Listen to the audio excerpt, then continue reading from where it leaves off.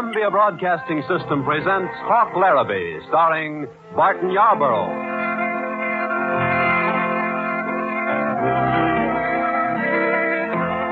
Around Hawk Larrabee's Gold Bar House in Sundown Wells, there is a strict code of morals, but it is not likely to be found in the more formal ethical systems. It is more material and less spiritual, concerning itself with the practicalities of horse stealing and card cheating.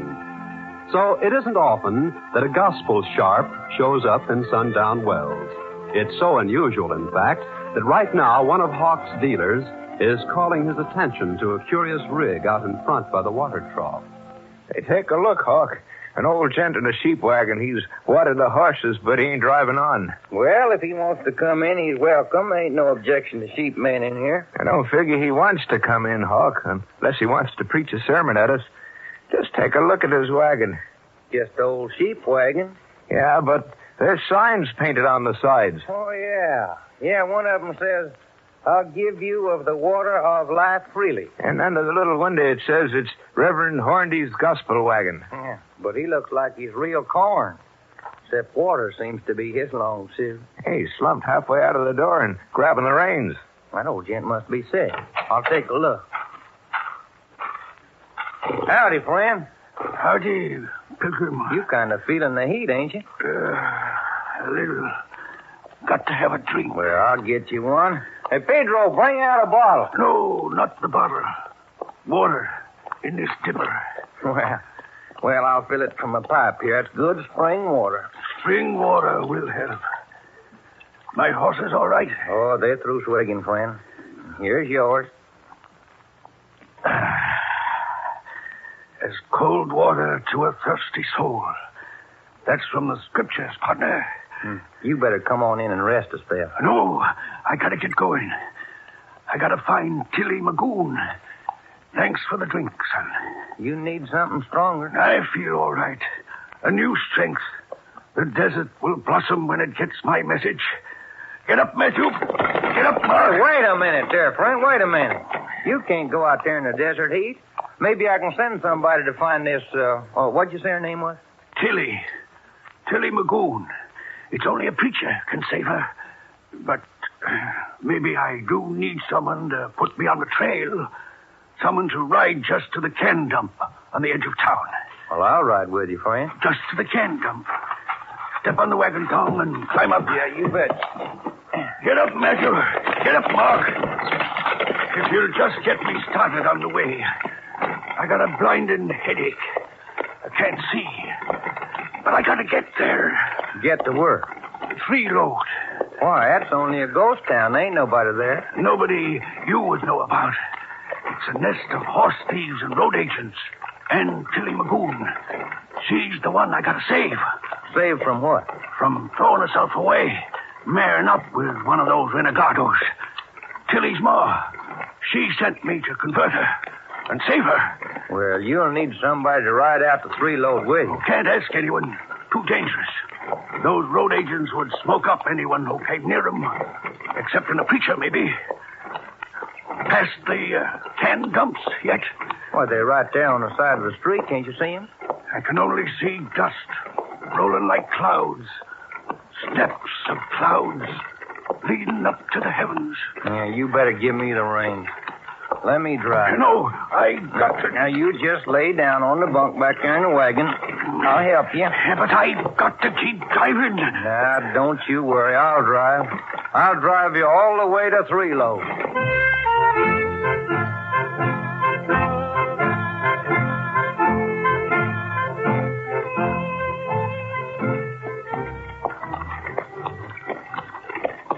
How you feeling now, partner? You think you can make it? My horses will make it. Matthew and Mark.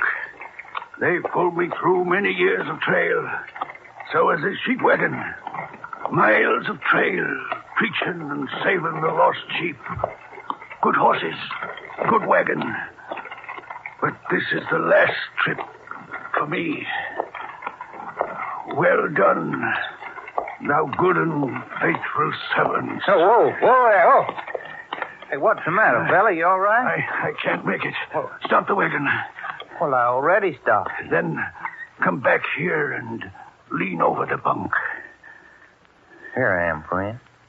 Then closer, so you can hear. They gotta be saved, those black sheep. Tilly Magoon and the rest of them. There's more joy in heaven over one sinner, one black sheep, than 99 who don't need the preaching. I was called to preach to 'em and exhort 'em and rectify 'em, all except their leader, Flash Taranto. He's beyond saving. Don't try to convert him. Me? Convert somebody? I'm appointing you deputy preacher. Oh, you don't know how funny that sounds. I'm Hawk Larrabee. Go and preach to 'em. Why? Exhort 'em. I couldn't exhort nary a soul. My papa was an outlaw. I rode with a bad bunch myself, and I keep a honky-tonk with a gaming house and a lot of cantina gals. It's my dying wish, son. The Almighty appointed me. I'm appointing you. I know, but If you'll only keep riding in my place. Well, I'll go in your place, but first... Then I can pass over peaceful. Do you hear what that voice says way up yonder in the wind? I hear the wind from the Coyotero. It's calling to me. And I'm coming to where it's calling. Well done. Good and faithful servant.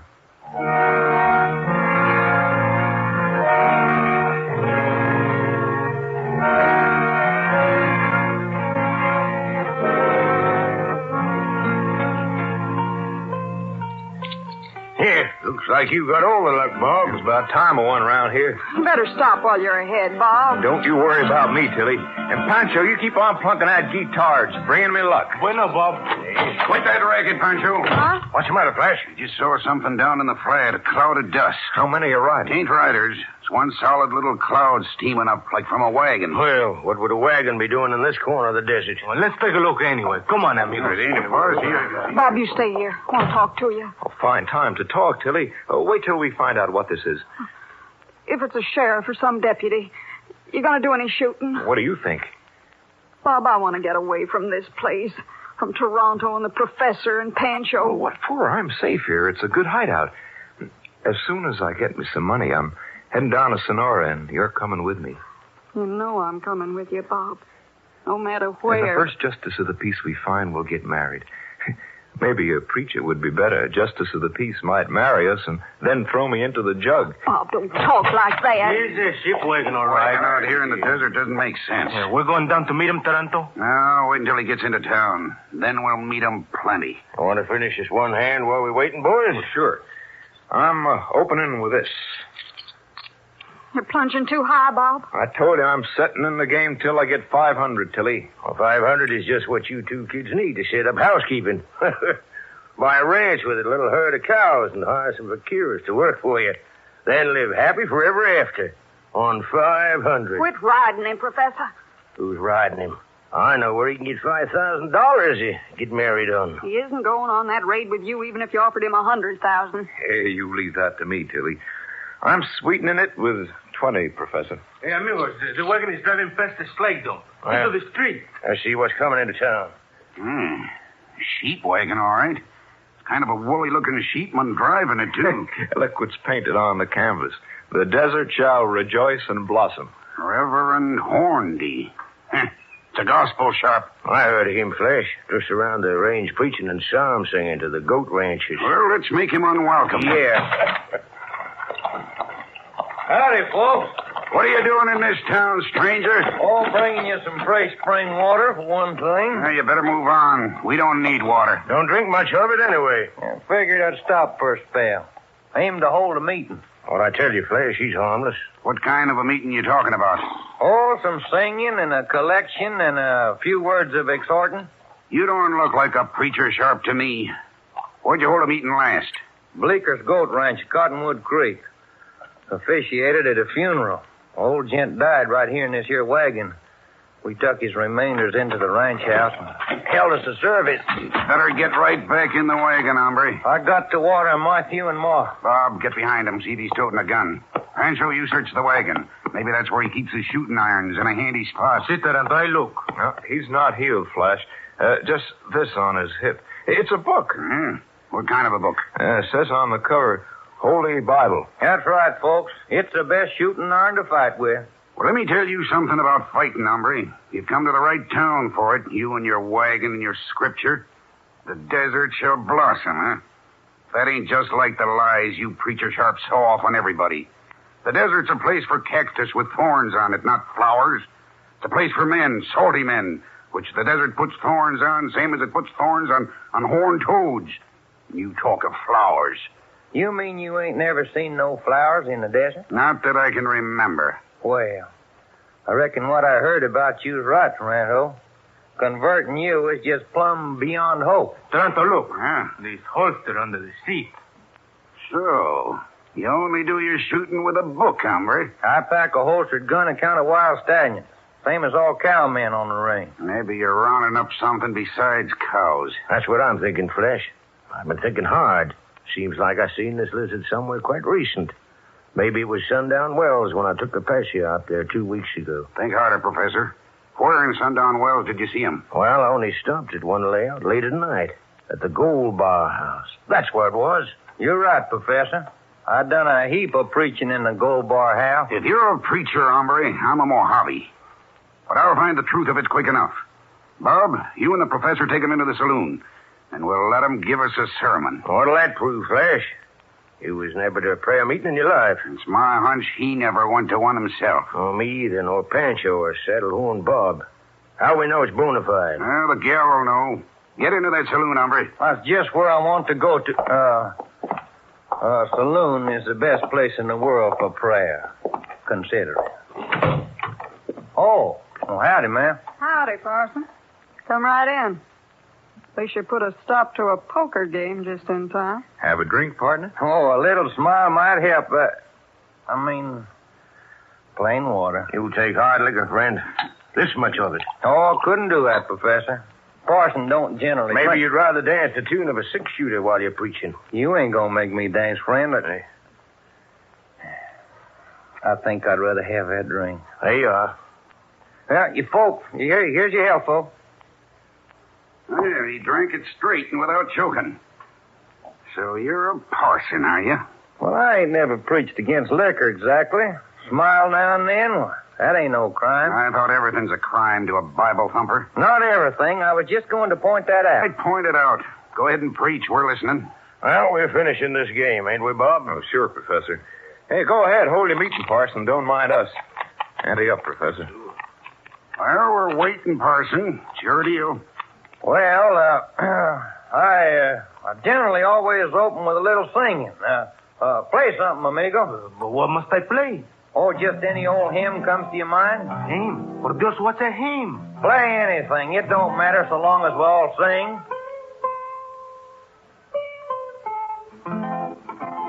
Oh, that's it. That's a real hymn, what I mean. Wait a minute, you sheepheads. Can't you tell this lizard's cold decking us? He don't know any hymns. He tells us to sing what every man on the range knows. Give him a chance, Flash. We're having a good time anyway. I'll give him a chance. What comes next after a hymn? Well, now, generally, it's the collection. But I didn't come here to collect nothing from you folks. I come here to give you something. Water. And life everlasting. See, he's a padre, I think so. Everlasting life. That's how they talk.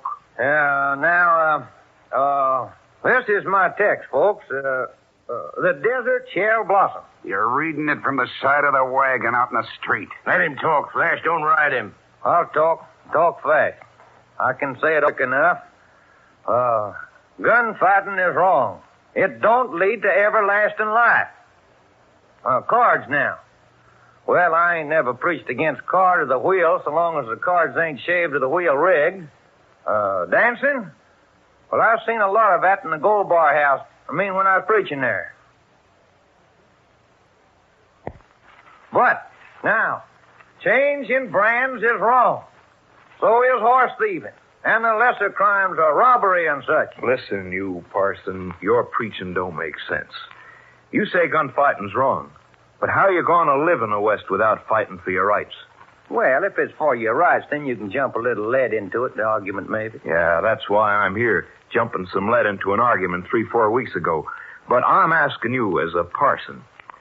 I was riled up after a long trail drive. A sheepman calls me a liar. We shove lead at each other. I assault him. Was I right or wrong? Oh, long trail drive, desert in the mountains, your nerves on edge, your throat dry, same as your brain. That's just what happened. Funny you'd understand it. If you're a preacher. Even a preacher should understand that. A lot of drinks, everybody being alkalied up, and then you blow up. It's hard to measure smoke in lead. I've been there myself, and so was my pop. And now you're a preacher. Or a deputy riding shotgun on us. Which? Tilly, I'm going to ask you to decide. You're from church-going folks. Is this prayer meeting according to Hoyle? I'll find out if you let me talk to him alone in the back room. But why can't I don't think he is a preacher, Flash. But I gotta find out my own way. Well, all right. Go ahead. In here, stranger. Sit down. So, you're a lawman, aren't you? Oh, you guessed way Don't wrong. lie to me. You ain't no preacher. No, that much to start with. And I'll do anything to save my Bob. The minute I tell those killers you want a real preacher, they'll tie a lass rope around your throat. So you better tell me the truth. Well, I'm going to tell it. Now that you've guessed everybody except the right one. I come here to get you. Me? Why? Just who are you, stranger? My name is Hawk Larrabee, and your ma sent me with a message. My ma? Never heard her mention any Hawk Larrabee. She sent somebody else first. He died. He was a real preacher, and I'm his deputy. I come to take you home. Well, I'm not going home. I rode all the way from Tonto Basin to follow Bob. Said he had to hide after that gunfight, and Toronto'd hide him. Knew that meant Toronto had him in his clutches and make a bandit out of him. So I came after him. And I'm going to stick with him no matter what happens. Well, the old preacher stacked the hand up without figuring on that card. But I'm his deputy, and I'm going to do some saving. Well, not you. You don't need it like you thought. I'm going to save Saddlehorn Bob. Stranger. I'm beginning to... No, I can't trust you yet. I ain't hiding nothing from you. It's all on the table. I'm trusting you. You can trust me not to let him hang you anyway. They're waiting to hear if I think you're a preacher or a deputy sheriff. And I'm going to tell them. You mean you're going to tell them the truth? I think it's the truth. Every word of it. All right, Flash Trant on all of you. Find out what you want to know. He's just what he says he is. Minister of the gospel, preacher. No more, no less. But why he come here? Came to hold a service. Convert us all. Just as says. Well, all I can say is maybe. And I'm taking another look at his wagon. I'm going to make plumb certain this lizard ain't seed busting it. Come on, Bob. Ante up. You kind of bucking your luck there, Saddlehorn Bob. Yeah, you must have brought me bad luck. I just wanted to tell you how come I brought you bad luck. You're a parson, that's why. Every parson's considered bad luck in this country. Didn't you know that? Maybe your luck will change in this hand. That's a good-sized pot. If you win this I time... better win. I shoved in my whole stack. But you can't win when the professor daubs a card. What do you mean, you? Take a look at his thumbs, Bob, if you don't believe me. His thumbs? What are you talking about, stranger? The ink he's using to mark the cards with. You'll see it in the creases of his thumb if you spread the skin. Let's take a look at your thumbs, Professor. Well, you crawling rat. That's it, Bob, that's it. Hold your gun on him first and then spread the skin so the creases show up. Now, listen, Bob. Don't squeeze that trigger. Well, Toronto told me to do it. He didn't want you to win. He wanted you to be broke, so you join with us. So that's the trick you've been sawing off on me, all of you. A gold brick in your own partner. Well, I'd like to smoke up the whole bunch of you. Bob, can't fight 'em all. Don't start it. I'll start plenty if he objects to me taking this pot. Parson, I'm thanking you for showing up this bunch of side-warning crooks. I ought to split these winnings with you. Well, I'll be satisfied if you just let me keep the professor's gun. My gun? You ain't a preacher. Toronto was right. Pancho, what are you doing? Standing there praying? You had plenty of time to draw? No, por Dios. I can draw if he's a padre. I can't shoot a gun at a padre. And call Toronto. Ben, where you at, Pancho? Better get his gun, Bob. Then you and the girl top off a couple of horses and ride. I'll get the horses. Bob, What's the matter, Tilly? it's Toronto. He's listening right outside the door. Standing on the board sidewalk with his gun ready. Waiting for me to come out, I reckon. I see him. Keep away from that window, Parson. A pretty hot slug burned my ear. I don't want to kill nobody, but where'd this Toronto go to? Duck behind the wagon horses. I can't shoot old Matthew and Mark, but I got a good shot at your legs, Hopper Gray. Then I'll dance for you, Sheriff, if that's what you are. You want me to dance or... You know what that is, You got the partner. I saw him jerk back. You're hurt, Parson. Kind of a heavy slug. Knocked me over. That weighed a ton. Stranger, lay down here. Where's he at now? He's limping down the street toward the boulder wash. I'll trail him. I got to rectify him. That's what I come here for. But I need me a good slug of liquor first. Here, partner. Yeah, good cow swallow now. Yeah. Well, no. That sure does hit the spot.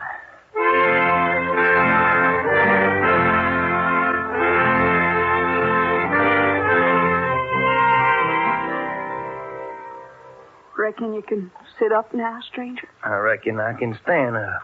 Well, you need a sling so you can hold your arm against your chest like this. Yeah. How's that feel? That's tolerable. If it was my left arm instead of my right, and I wouldn't mind it at all. Listen, Parson, we better slope from this town before Toronto gets back. How about these two gents? Oh, don't worry about them. We got their guns. Any other guns I get a hold of? And the bunkhouse down the street, that's where we stash our extra firearms. I'll get 'em. And you better saddle up. And you two hombres, I'd admire if you'd stay in this saloon till we leave town. Unless you feel smoky about what's happened. Me smoky, Parson? After you showed me the evil of a rigged deck, I feel plumb peaceful and friendly. I not try any smoke with you, padre. Por Dios, you showed me it's better to play the guitar than smoke the gun. Then start the playing and keep on playing so's I'll know where you're at. You can close this service with a hymn. Si, padre. You're simpático, so I play. We better padlock this door anyway, Parson. Before they can break out, we'll be on the trail. And I reckon I'll be getting on from the way. I'll help you, stranger. What do we do now, Professor, without the gun? What do you mean without the gun? I got one right here in the cigar box behind the bar. You have the extra gun, amigo? Bob thinks the only place we stash extra guns is in the bunkhouse. I'd like to set him right. I'll take a look through that knothole, Pancho. Find out what the preacher's doing. He's climbed to the wagon. He's turned the wagon around. Reckon you can throw a slug through that knothole? Me? Shoot at padre? Son of my name, I can't shoot. Not when I play the guitar. Then get out of the way. When no, you shoot. He's turned the wagon. Here he comes with Bob and the gal with him as outriders. Madre de Dios, santo, my name is murder. Ah, shut up. Why you no shoot if I shut up? No, give me time. Why you no shoot? Well, I can't shoot him in the back. But you have plenty chance from the front. Toronto will have plenty of chance, too, down in the boulder wash.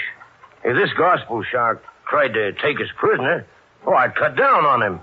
But he's leaving town with Bob and the girls here, so why should I shoot him? Senor Professor, you are one changed man, I think so. I changed my mind about the odds, if that's what you mean. Then maybe tonight you go on the raid to Gonzales Rancho? Well, if Toronto wants us and you'll back me up. Me? A strange thing happened. I took a drink of this water from his wagon. This water of life, what he calls it. And no different from any other water, except it's very cold. And I took too much to drink. Give me a stomachache, this water of everlasting life. So I can't go on the raid. You can't. So you got religion. Me got religion? Pancho de Cordova de San Lazar? Don't make me laugh. My stomachache is the reason. I read this rancho. Mañana.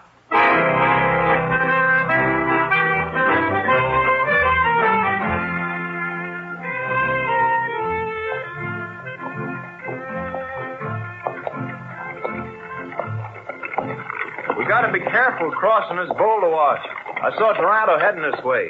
What would he be doing in a Boulder War? Waiting to snipe shoot you when you left town. That's simple. Yeah, it ain't so simple with you and the girl riding with me this way. I reckon we better stop for and think this over. Whoa, Matthew. Whoa, Mark. Whoa.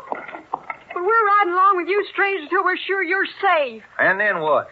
Well, I'm taking Tilly back to Omaha's sheep ranch. I know. Then what? Well, I'll be on the wing a while till things ain't moving so thick up at Carson Spur. That's where I beat that sheep man. Well, if you're on the wing, I'm on the wing too, Bob. Wherever you go, I'm going with you. Someday we'll prove up on a 160 and build a shack and have a home. Well, that sounds like the best way out, except with the sheriff at Carson Spur projecting around for you. Your home will kind of have a mortgage on it. But there's no other way out. There's one way. Bob, there he is. Trento's lying yonder. I see him. Crawl down with that boulder. Well, I said I was going to finish this fight my own way. What are you going to do, Parson? I'll finish this just my own way now. Be back. Bob. Is that you, Bob? Give me some water. Now, here it is. I'm kneeling right over you. But you ain't Saddlehorn. You're... I'm a deputy preacher. Don't draw that gun. No, I ain't drawing it. I can't. Well, take this. Oh, it's cold. Sweet cold. But you... What are you going to do to... Where are you taking me? Nowhere. I'm just doctoring this hole in your chest. I don't trust you. Or any other man in the world. You better trust the professor. See him up yonder across the can dumps watching. Maybe he'll bring you a horse. I can't see him. Can you see them boulders yonder? I see him simmering hot. And the cactus? Plenty, old man cactus. What about it? But you can't see the thorns on them. No. No, I can only see the flowers. That's it. The flowers, not thorns. White blossoms on the old man cactus. Like stars. Never noticed them before. And those specks like nuggets everywhere. Them's the yellow flowers on the cholla cactus. Flowers everywhere. I never saw so many. I never noticed them. The whole desert's a-blossoming.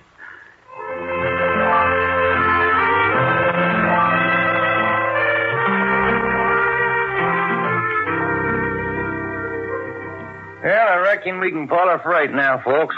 My job at 3 load is done. Before we start, Parson, I've been trying to figure out what you meant about the mortgage we'll have on our ranch and our shack and our clearing and corn. I've been thinking, too, stranger. Our homestead wouldn't be a home until... Bob, you tell him what you decided. Well, I'm going to see the sheriff at Carson Spur. That's what I meant.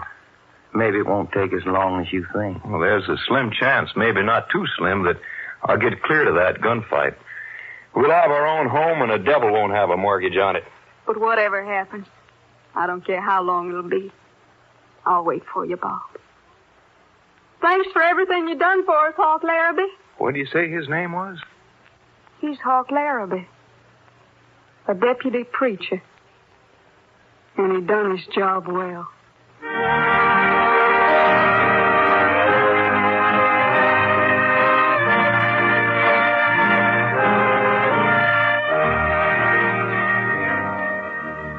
Hawk Larrabee, starring Barton Yarborough, a feature production of CBS and its affiliated stations, is written by Kenneth Perkins and directed by William N. Robeson, and comes to you each week at this time.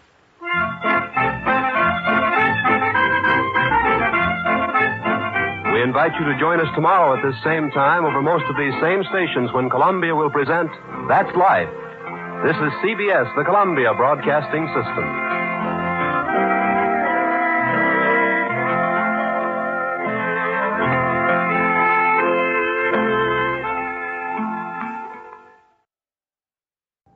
Here they come.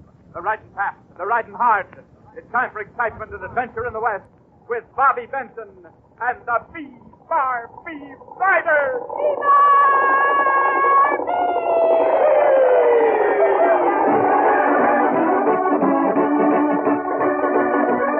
Today's exciting story, Double Dare.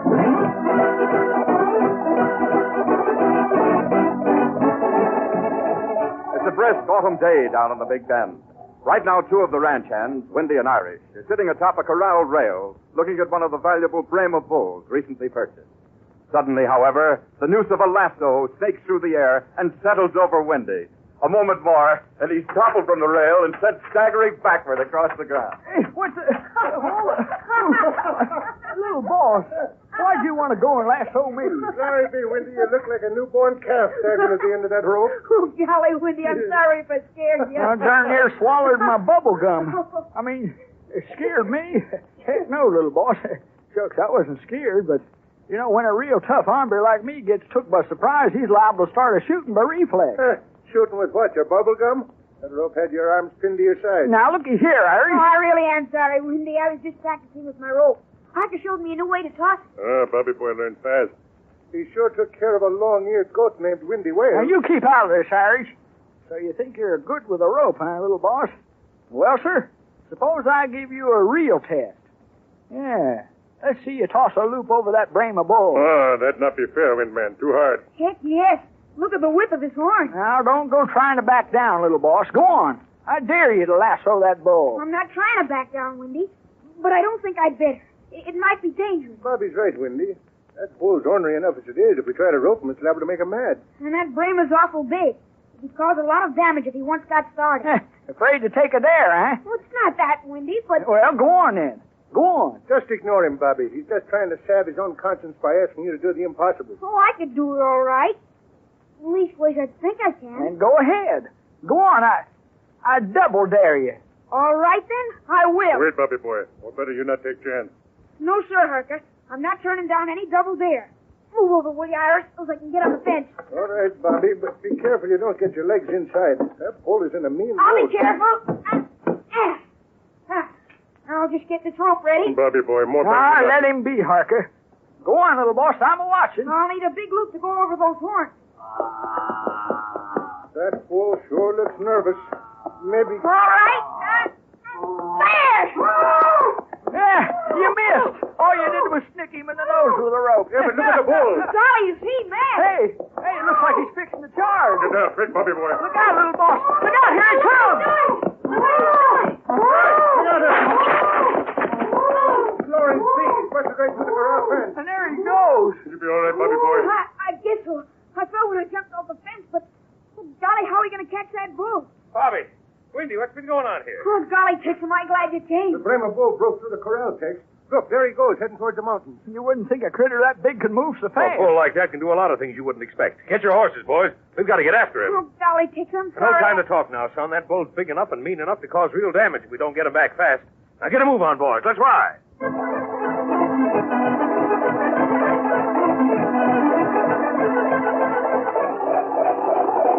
Faster, amigo! Tex, look, the bull's turned. He's heading towards the Barkley homestead. Doggone, there ain't nothing but women on the place. Come on, we've got to head him off before he gets there. Get up. Come on, faster, faster. Come on.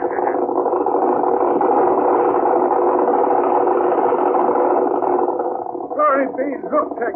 The bull smashed clean through that fence. Yeah, and kept right on going. Doggone, that thing's a living battering ram. We've got to get him before he kills someone. Come on, let's ride.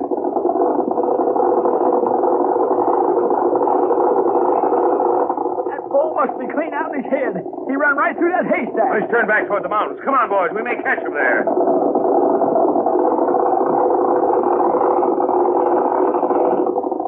Look, Tex. He knocked that feed wagon right over. But we're gaining on him. Faster, boys, faster.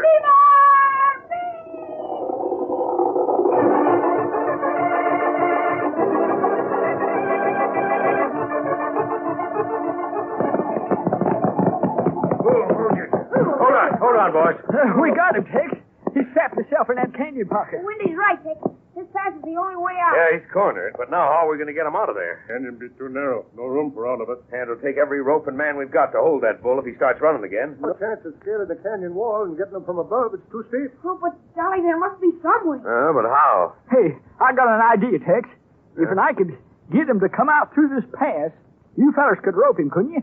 I reckon so, but how could you get him to come out? Just leave that to me. Now I'll just get my saddle blanket off Mabel here. Why do you need your saddle blanket? Heck, little boss, ain't you never seen how them bullfighters work? Bullfighters? Sure, them, what is it the Spaniards call them? Cuspidors? You mean matador, Windy? Well, whatever kind of door it is. If they can do it, so can I. I'll wave this blanket at the bull till he comes out of the canyon. And you fellers can rope him. No, Windy, it's too dangerous. You might be killed. Oh, doggone, we gotta get that bull. And heck, I know this'll work. Well, all right, Windy, go ahead, but be careful. Be awful careful, Windy. Don't you worry about me. Just you have them ropes ready. Leave the rest to Windy way. Good luck, Windy. Oh, Dolly, Titch, you don't think he'll get hurt, do you? I hope not, son. You know, there's no stopping Windy once he gets an idea in his head. Gosh, he's just gotta be all right. All right, men, get your horses ready. We'll be ready, Elgiano. Better get those ropes cinched tight around your saddle horns. When that bull comes out, it's going to take an awful lot to stop him. Fellas, look. Windy stopped. He's just standing there with the blankets in his hand. All right, you longhorn huckativo. Stay cool and get me. Well, come on. Uh-oh, the bull's seen him. That's a good thing Windy didn't go any further into that canyon, or he'd have been trapped himself. That bull be crazy mad. Look, Windy's flapping the blanket for the bull's just standing there, watching him. Oh. What would Windy want to go further into the valley after that bull for? You better stop him, Titch. Windy! Windy, come back! Did not hear you, Elgiano. Oh, he's still moving in on the bull. Crazy fool. If that bull charges him now, he'll be trapped. Windy! Windbag, come back. Titch, we've got to stop him. Oh, we can't, son. If we make any sudden moves now, that bull is sure to charge. He looks like he's fixing to charge now anyway. He's lowered his head. Then shoot him, shoot Oh, him. we can't do that, son. Windy's in the way. We'd hit him. Glory be, and he's too far away for us to help him. We'd never get to him in time. Amigo can. Get off, Amigo. No, wait, Bobby. He's going to try to reach Windy before the bull does. He'll never make it. The bull's starting to charge now. They'll both be killed.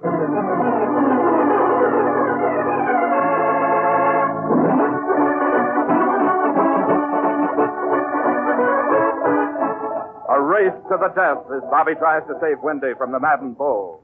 Keep listening. In just a moment, we'll go back to Bobby Benson and his B-Barbie riders, find out what happens next in this exciting story of adventure in the West. But first, a word about a race we're having. Yes, sirree. We're really working hard to get those swell pictures of Bobby Benson and your official membership blanks out to you just as soon as possible. But frankly, you riders have really surprised us. We know how loyal you listeners are to the B-Barbie, but we didn't know just how many of you would write in. So you'll just have to bear with us. We're having extra copies of the picture and membership certificate printed just as fast as we can. And rest assured that your personal copies will be heading your way just as fast as we can manage. Now, if you haven't received yours yet, please be patient here. Thanks. And now let's get back to the Big Bend and today's thrilling adventure, Double Dare.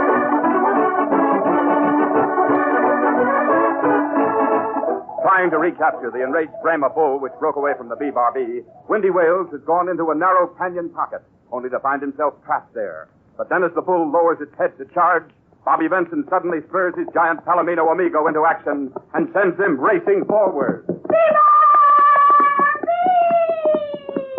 Into the canyon he races toward Windy as the bull also begins its charge. The valley echoes with thunderous hoofbeats as the magnificent horse and the giant bull race toward each other, the tiny figure of Windy between them. For a moment it looks as though either might reach its goal first in this race of giants. But then, in a sudden sprint, Amigo reaches Windy, and he swings into the saddle behind Bobby just in time to escape the maddened bull. Little boss, you saved me. If it hadn't been for you... Skip it, Windy. We've got to get out of here before that bull can charge again. No, little boss, look. The bull's gotten out through the pass, and here come Tex and the fellas. You all right, Bobby, boy? Oh, sure, Harka. Son, I go to work, Bobby. I think it wasn't me. It was Amigo that did it all. Who wasn't it, fella? Tex. What's wrong, Bobby? I just noticed. Amigo's been hurt. Look. Yeah, I see. It looks like the bull's horns must have grazed his flank as he went by. Oh, is it bad, Tex? Oh, it's not deep, but we better get him back to the ranch and patch that up. What about Bull, Elgiano? We've missed our chance to get him, Harka. It'll be dark soon, and it'll be plumb suicide to try to track him in the dark. Well, there's not much danger of his causing more trouble tonight anyhow. He'll probably stay here in the mountains. But tomorrow we're coming out here again to get him. Now let's head back for the ranch.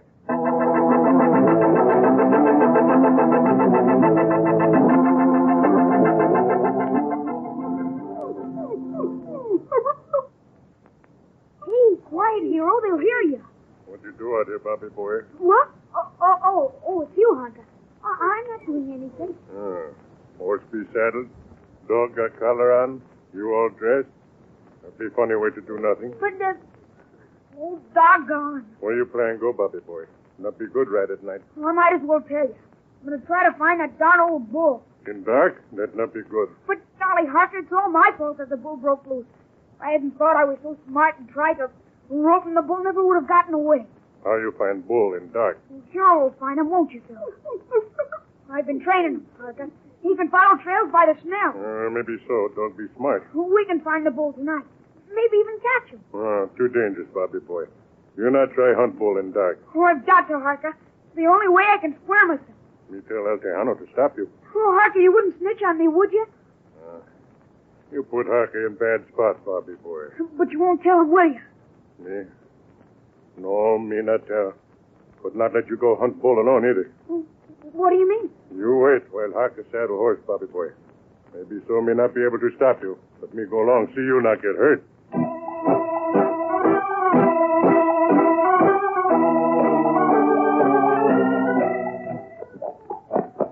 Golly, Harker. Why did he be riding this horse instead of Amigo? Not be for long. Amigo be all right. Well, that's what Ted said. He told me not to ride him for a few days. Not until I... Hey! Amigo must have picked up the scent. The way bull go when we last see him. Oh, it's sure a good thing there's a full moon. Makes it almost like daylight. That'd be good. We want catch bull, not want him catch us. Golly, what's Hero doing now? Going all around in circles, sniffing the ground. And try to decide which way bull go. Look, Harker, he's got it. There he goes. Come on, Harker, after him.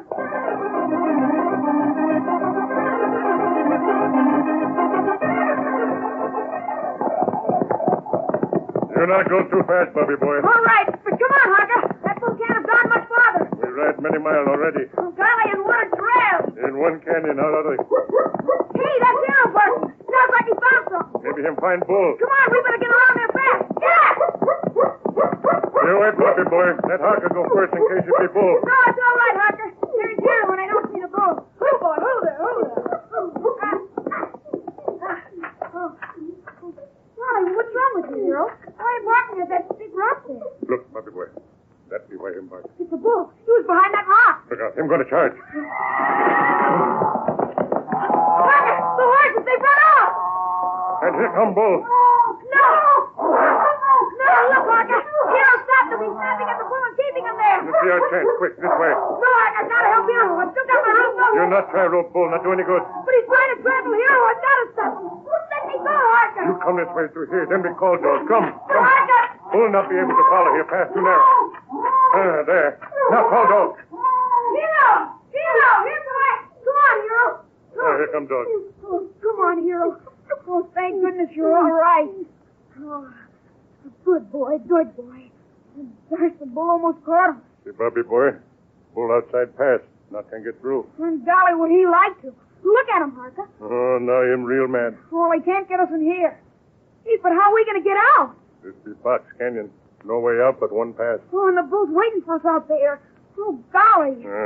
We'd be safe here, but no can get out. Well, do you think the bull will give up and go away? Not think so. Well, what do we do? All we can do is wait. Boys from ranch find it. But, golly, they probably won't even miss us till morning. You mean we're going to have to spend the night in this canyon? Look that way. Oh, gosh. But not here. More better we sleep on lead. Well, there. why, Harker? Maybe snakes in canyon. We not take chance. Okay. Come on, Hero. Come on, fella. Wait, Bobby boy. That dog smells something. See our hair stand up? But what could he smell? Me find out. You wait. Harker take stick, stir up grass.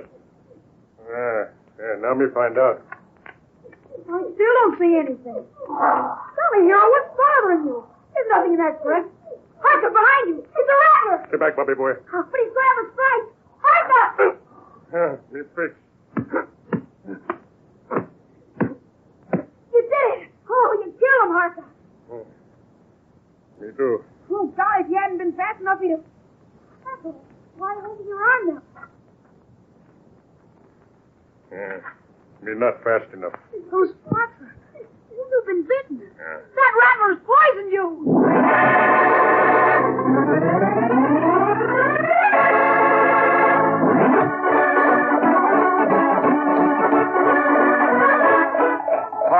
bitten by a poisonous rattler in need of immediate medical attention. And yet there's no way that they can get out of that canyon. Be sure and keep listening. In just a moment, we'll go back to the Big Bend for the thrilling climax of this exciting story of adventure in the West. But first, we'd like to tell you about something that we discovered from the letters we've received. You know, a lot of the riders across the country have banded themselves together into local clubs of the B-Bar-B riders. Well, that's something that we here at the B-Bar-B are all for. You know, we hope to turn these clubs into a truly active force for good around the country, just as the B-Bar-B is down in the Big Bend. From time to time, we're going to deputize you riders to perform real tasks for us. So how about starting now, All of you bona fide riders, tell your friends about your club and get them to listen to the B-Bar-B with you. That way, when we're ready to go into action, you'll really be able to have a club that every one of you will be proud to belong to. Yes, sirree, it'll be a real mark of distinction to be able to say, I am a B-Bar-B rider. And now let's get back to the Big Bend for the climax of today's thrilling adventure, Double Dare.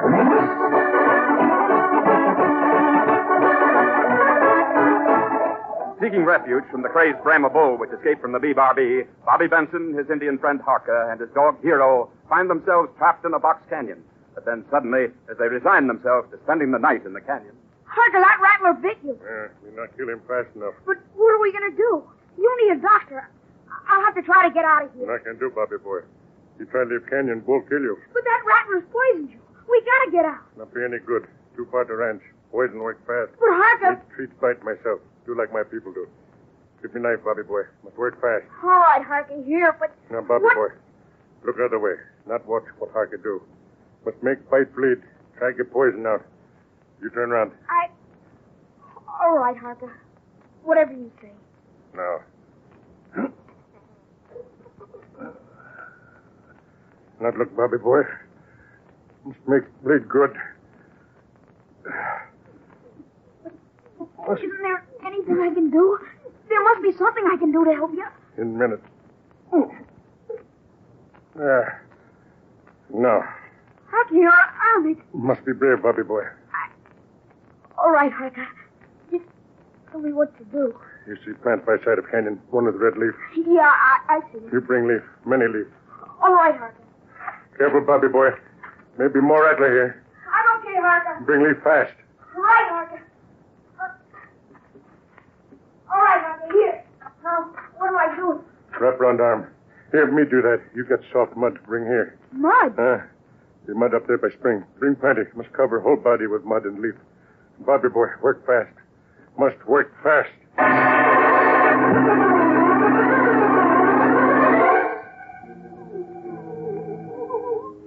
Right, Hero.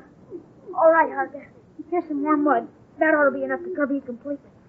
Good. How do you feel now, Harka? Here. Funny like be in front of big fire in cold room. Cold one side. Hot other. Here, let me feel your body. Golly, Harka, you have got a fever. It feels just like it's burning up. You're not worried, so just keep mud on Harka. Oh, what good will that do? Save many of my people. Me see medicine man do this when me little boy. And it worked? Fella bit by snake. Hot like me. Talk local. You mean he was delirious? Medicine man him fix mud. Plant leaf like this. Say will drive out evil demon. But that's just a superstition. All Indian medicine talk about demon. We know not true, but medicine works sometime. Oh, it's just gotta work on your heart. It's gotta. Maybe we'll drive demon out of Harka. Windman. Him always say, Harka, only Indian world. We're devil. Harka! Harka! Oh, golly, he's fainted!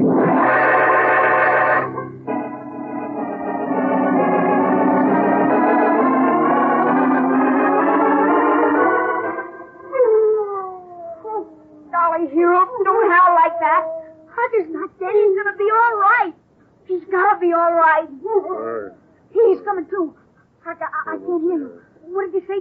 Do you want something? What, Harka? You hear drums. Drums? There aren't any drums, Harka. Drums. More drums. But there aren't any drums. Oh, golly, he must be delirious. Harka! Yes, me hear you.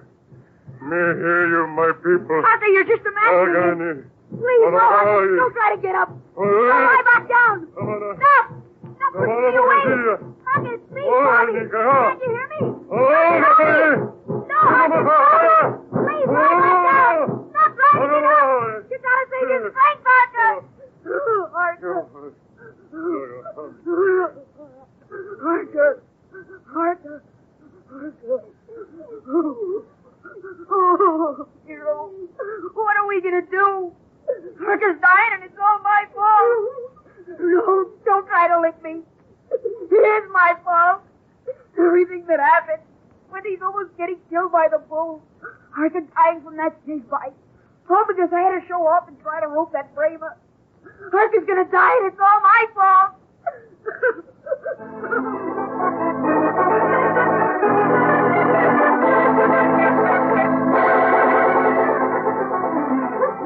What? Oh, I see, Hero. Yeah, the sun's coming up. It'll be dawn soon. Oh, I know the feller's come. Good. Harka. Bobby boy. I'm right here beside you, Harka. Here, can you see me? Me here. Oh, golly, thank goodness. What be happening? The sky's like fire. It's almost dark. You've been unconscious most of the night. You were delirious. Feel. How do you feel, Harka? Any better? Yeah, all right. You're not worried, Bobby boy. Oh, golly, but you're still all hot with fever. And your lips, they're all swollen. Not worried. But I've got to get you to a doctor. It may be hours yet before the fellas find us, and you need help now. Well, she'll be outside. Yeah, he's been out there all night, trying to get in at us. You stay here. But I've got to get you out of here. Oh, if only there was some way I could catch him. There must be a way. If I could just think of it. You stay here. Not take chance. Wait a minute. There is a way, Harka. Look at that rock wall on the right side of the pass. I could climb that. Not try. Bull the other side of the wall. Try to kill you. Not if I can catch him, and I've still got my rope. Bull too strong. Him run off, break rope. But suppose there's no slack in the rope. Suppose he can't run. Oh, but he couldn't break it then. That'd be true. Look, Harka. You see that big boulder up there? Well, if I could get one end of my rope around it and the other end on that bull. Lock me. Too loose. Bull pull it down. Sure, but the way it's placed, the rock would roll right down this side of the wall. But what if bull... Don't you see, Harka? The rock will hang down on one side of the wall, pulling the lassoed bull up tight against the opposite side. Not try. Bobby, boy. Too dang. I've got to try, Harka. It's the only way I can get out of here and bring help to you in time. No, try. Bobby, boy. Harka! Oh, golly, he's passed out again. Oh. No, it may be just as well for him. Now Harka won't worry. Now you stay down here with him. I've got to climb up there and try to catch that bull.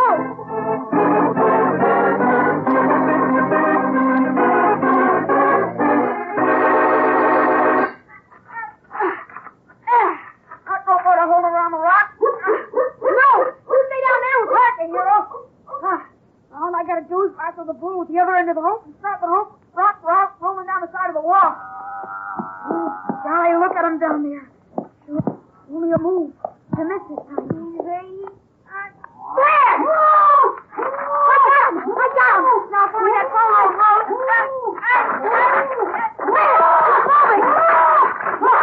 It's rolling! It's rolling! There it goes! Quick! Still pulling him tight against the rock wall. Back! Gotta get back! It's okay, hero. The bull's caught. We can get out now. All right. You right. Oh, golly, am I glad you're awake, Harka. We can get out now. The bull's helpless. Here, I'll help you. Me? No, can't do, Bobby boy. Too weak. Oh, golly, Harka, try to get up. We just gotta get you to a doctor. Try, Harka, try. Oh, golly. Good. Weak. You go alone. But gosh, I hate to leave you. I gotta get a doctor yet. Wait, Bobby boy. Me. Here's something. Sound like drum. Oh, golly, you're not going to get delirious again. No, it not be drums. Be horses. Horses? See, I hear them, too. Hark, it's the fellas. They found us. Now everything's going to be all... Hark!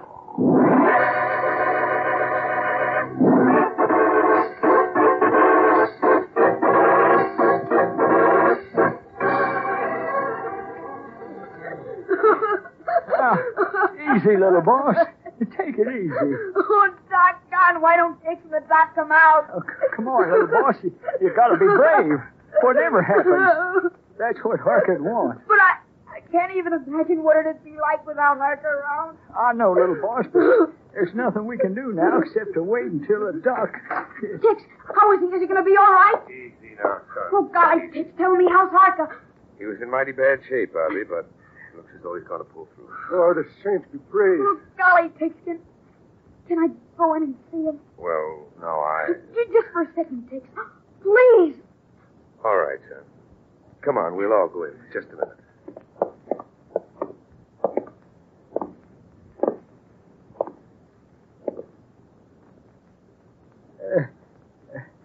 Hi, Harker. Oh, you fellas look like be all set for a funeral. Be sorry to disappoint you. Golly, Harker, you know how glad we all are that you're going to be all right. It just seems so funny seeing you lying in bed, Harker. Well, Harker's going to have to take it easy for a while. Aside from the rattler's poison, he lost a lot of blood. Lose so much blood. Me almost turned into pale face. You just stay where you are, Harker. Sure. Just think of how horrible it might be, Harker. You might get to be like Windy. Oh, is that so? Well, listen here, Irish. Hey, now, hold on. You know, the doc says Harker needs rest. Quiet. Yeah, so behave or I'll take on the both of you. Oh, so now you're a fighter, huh, little boss? All right, come on, put up your dukes. Oh, cut it out, Windy. Come on, I dare you. I double dare you. Windy. Nothing doing. No more double dares for me.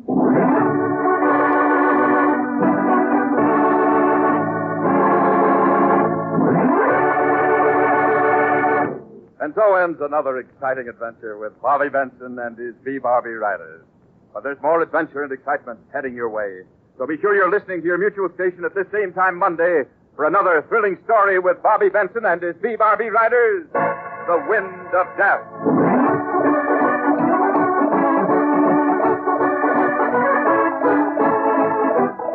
Bobby Benson and the B-Barbie Riders is produced by Herbert Rice and directed by Bob Novak. Script is by Jim Sheehan, and music by Al Finelli. This is Carlton Warren speaking, reminding you that you're riding the trail to adventure and excitement when you hear that familiar cry.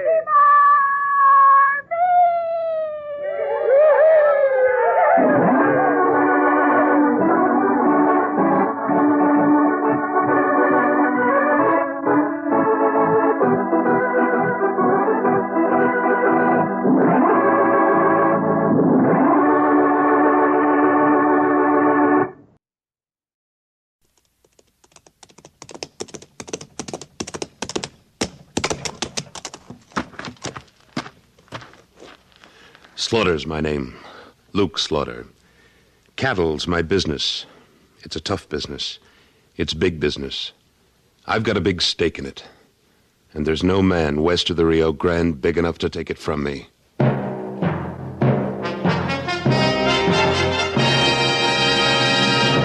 Luke Slaughter of Tombstone.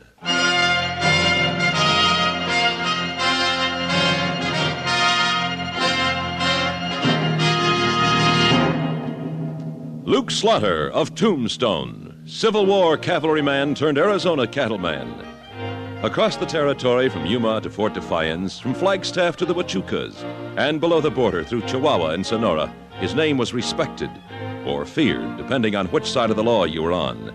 Man of vision, man of legend. Luke Slaughter of Tombstone.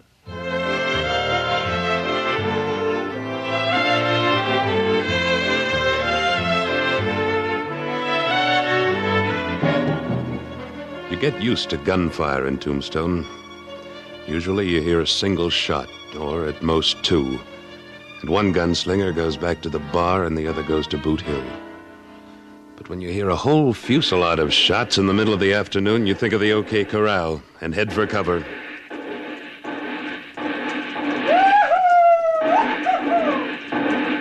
that ain't no gun battle, Luke. It's just a local cowhand. Yeah, I just hope he keeps shooting in the air, Wichita. What, say, ain't that young Page Webster? Yes. Yes, it is. Hi, Luke! Wichita, you old ran-a-hand! What are you up to, Page?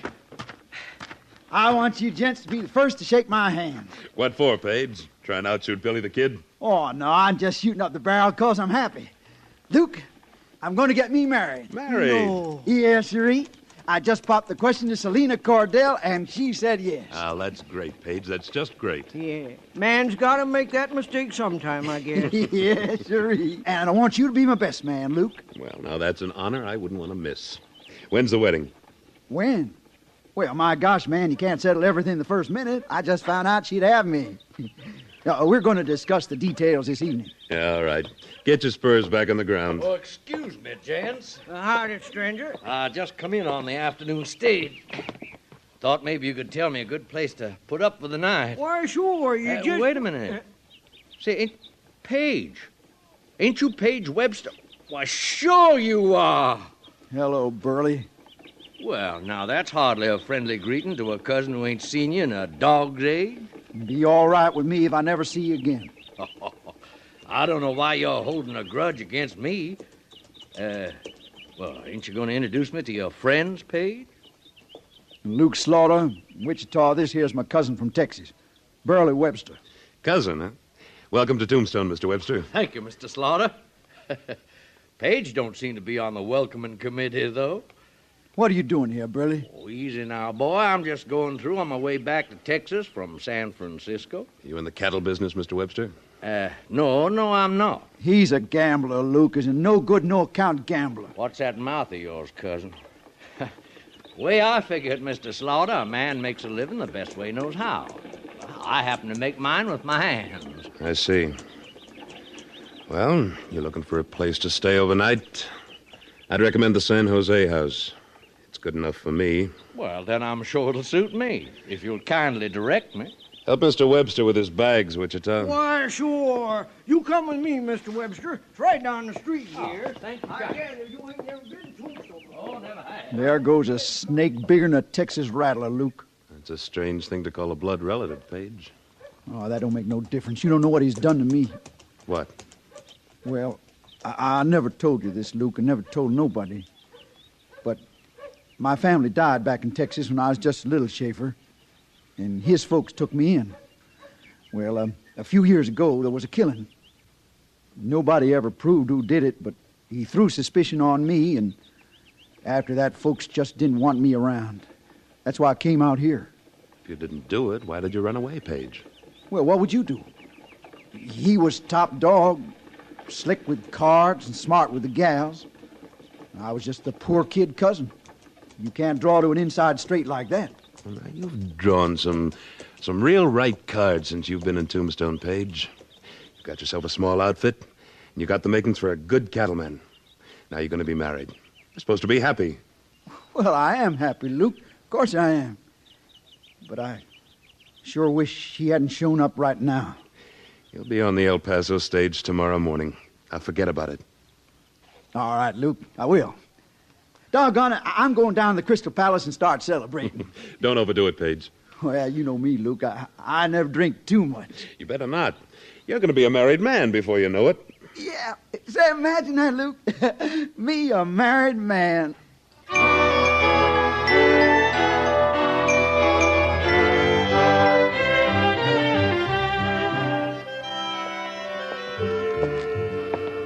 Howdy, Luke.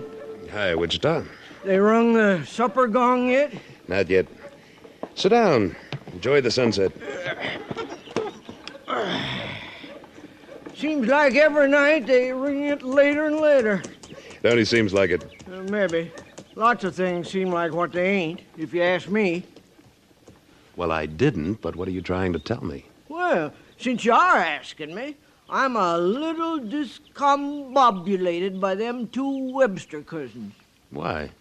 Well, this afternoon I kind of got the idea they didn't get along none too well. They don't. Yeah, that's why I'm discombobulated. What do you mean? Well, I come from the Crystal Palace just now, and them two was thicker than fleas. Page looked like he'd been using his roping arm to heist a glass too many times. He was drunk, huh? They weren't sober. And the two of them was playing poker, Luke. Just the two of them. High stakes, too, seemed like. Maybe I'd better take a walk down that way. Good evening, Mr. Slaughter. Good evening, Miss Cordell. Evening, Mom. Good evening. You know where I could find Page, Mr. Slaughter? Well, I haven't seen him since he told us the good news this afternoon, Miss Cordell. I'd like to congratulate you, both of you. Thank you. Well, I wonder where he could be. We were going to discuss the wedding plans this evening. Yes, he told me. Look, Miss Cordell, why don't you let me find him for you? Well, I don't want to bother you. You just sit down here and enjoy the cool of the evening with Wichita. I'll go look for him. That's very kind of you, Mr. Slaughter. I'll be right back.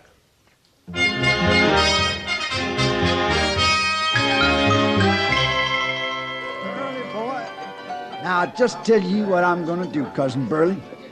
Your little old king don't scare me none at all. I'm going to call you and raise you $50. Page, what are you doing? Are you crazy? What? Well, now, look here. If ain't my old friend Luke Slaughter. You've had enough, Page, both poker and liquor. How much have you lost? Ain't lost nothing. All my ready cash is there in the pot. Leave it. Let's get out of here. Luke, let me ask you. How much is my little outfit worth? You know better than I do. Well, sure I do, but I just want my cousin from Texas to hear it. Oh, Page is powerful proud of that little outfit, as he calls it, Slaughter. He should be. In 2 years, he's built it from nothing to around $1,900 in stock and equipment. There. You hear that, Burley? I may not be the biggest pea in the pod, but I'm in it. Pretty small pod, seems to me. All right, now. I call your 50 and raise it 300. What does your little outfit say about that? Page, for the... No, just a minute. 300, eh? Well, now, that requires a little study. Drop out, Page. Let him have it. No, not so fast, Luke. You hold on now. He's got 2 aces, a king and a deuce showing. And I got me 2 kings, an ace, and a 8 spot. Now, that makes the whole card tell a difference, don't it? Yes, it sure does. Come on, put up or shut up, cousin. This ain't no kid game. We left that back in Texas. Turn your cards over, Page. Now, you heard what my little outfit's worth, Burley. Page, listen to me. I'll bet it. I'll bet it all. 2 years of your life. You'll bet that and your future. I bet it, and you got a witness, Burley. I'll pay to see that whole card. Your call. That's dandy. That's just dandy. I got me the case king, and that makes 3 of them. Oh, that's good, Page, but not good enough. 3 aces, Page. 3 aces? But I was short. Come on, Page. Yeah, I guess I better, Luke. Oh, you can give me the bill of sale for your outfit in the morning, Page. That'll be soon enough. I'll trust you till then. Yeah, I'll have it for you at the hotel in the morning. Come on, Luke. Why did you do it, Page? Why? He knitted me. He's always knitted me. He did it again. Just like when we was kids back in Texas. 2 years of your life. Yeah, I'm just a weak-kneed paperback fool. No, you're not. Something's eating at your insides. When you learn what it is, you'll be a man. Luke, what am I going to tell Selena? You're going to face up to what you've done and tell her the truth. She's waiting at the hotel for you. No, I can't face her like this after I lost everything. You tell her, Luke, will you? Please, Luke, tell her anything. Paige, are you going to keep running away all your life? Well, I don't know. I guess so. I think I'm going to be sick, Luke. Here. Get yourself a room and straighten out. I'll tell her something. We can talk this out tomorrow. Thank you, Luke. Thank you. I don't know why I bother, Paige. I guess I must think you're worth it.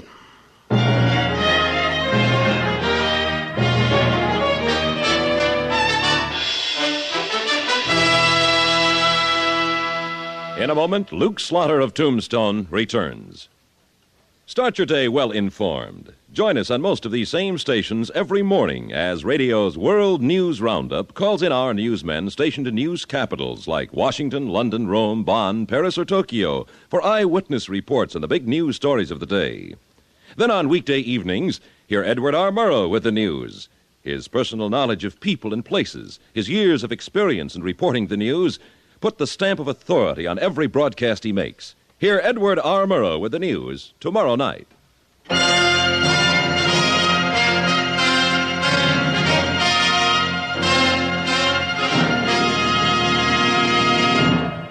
And now, Act Two of William N. Robeson's production of Luke Slaughter of Tombstone.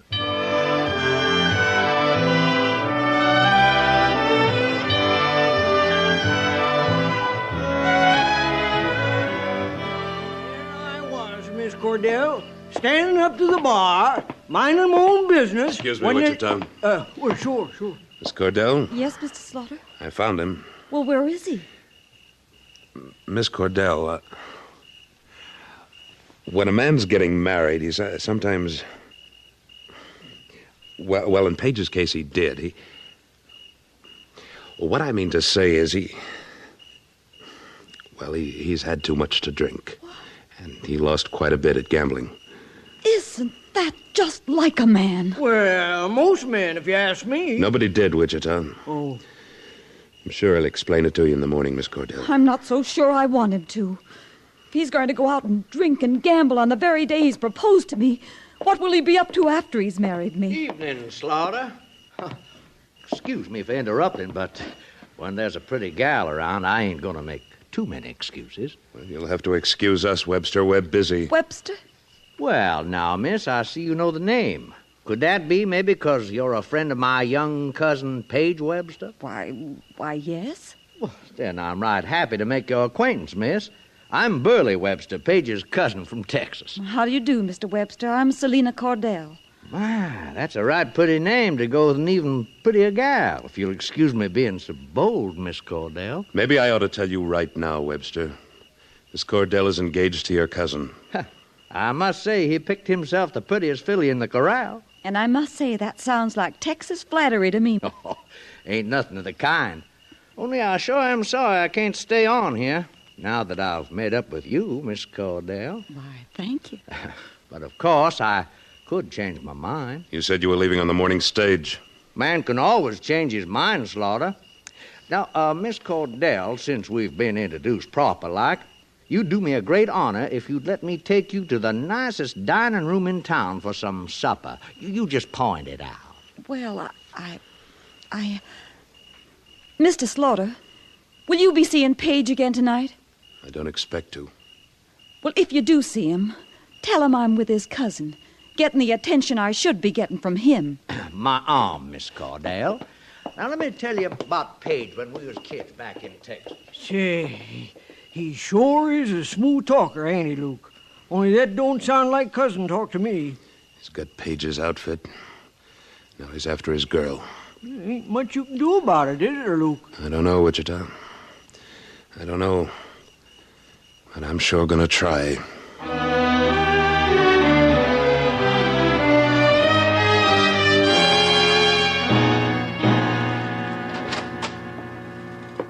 Webster, I want to talk to you. Slaughter. I thought you'd be in bed by now. I've been waiting up for you. Where's Miss Cordell? Don't see that's any of your business. But she's safe home for tonight. Meaning? Tomorrow's another day. You aren't going to be here tomorrow, Webster. What'd you say? You're leaving Tombstone right now. Oh, am I? Yes. You recognize this deck of cards? Oh, what about it? This is the deck you used when you beat your cousin out of his outfit. It's a marked deck. Where'd you find that? In your room upstairs. What call you got going through my stuff? I never gone through a man's belongings before without his permission. I made an exception in your case. Well, I've got a good notion to... To what? Webster, I'm going to give you a choice. There's a saddled horse at the hitching bar out back with your bag strapped on. You get on it and head east out of Tombstone and don't look back. Or you get set to draw. Sure. You'd like that, wouldn't you, Slaughter? You being the fastest gun in the territory. Which'll it be? Well, now, this is a one-horse town anyway. Oh, there's no sense in getting ruffled up over it. Which will it be? Couldn't be that you want Selina for yourself, could it? Get going.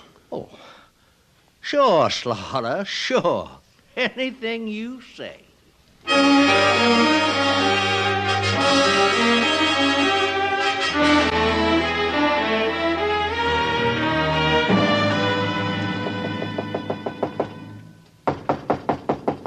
Who's that? Luke Slaughter. Morning, Luke.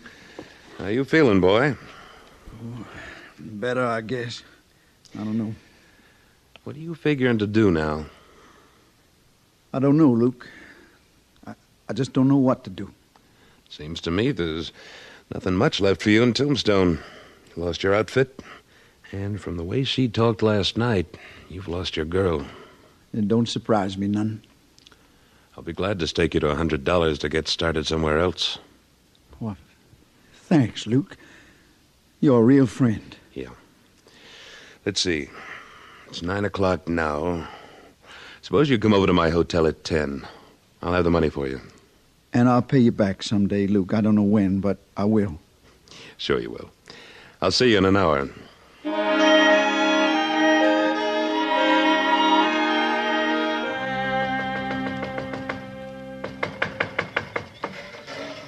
Oh, good morning, Mr. Slaughter. Morning, Miss Cordell. I'm sorry to disturb you. Is Page all right? He's all right. But why do you care? Oh, I'm worried and worried about him. You weren't talking that way last night. I know, but that was last night, and I've thought and thought about it. I haven't slept a wink, Mr. Slaughter. I was wrong saying what I did. Page did me the honor of asking me to be his wife, and I was proud to accept. Oh, Mr. Slaughter, that's sacred.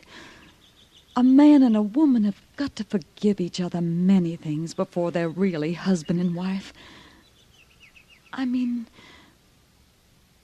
well, I love him, Mr. Slaughter. What about his cousin? Oh, him, he's nothing but a fast-talking ladies' man. Page is worth 5 of him. That's just what I wanted to hear. Miss Cordell, I'm going to ask you to do something. What, Mr. Slaughter? I want you to be an actress. Mr. Slaughter! It's just for a few minutes. It's for Page's sake. All right. I'd do anything for him. All right. Now, here's what I want you to do. Be down at the San Jose house.